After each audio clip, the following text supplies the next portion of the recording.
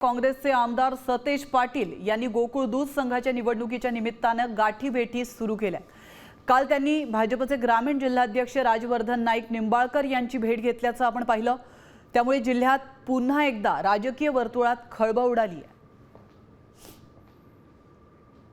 तर मुश्रीफ महाडिक वादाचा सतेज पाटलांना कसा फायदा होऊ शकतो पाहूयात ग्राफिक्सच्या माध्यमातून। गेल्या निवडणुकीतील पराभवाची महाडिक गटाच्या मनात अद्यापही सल कायम आहे।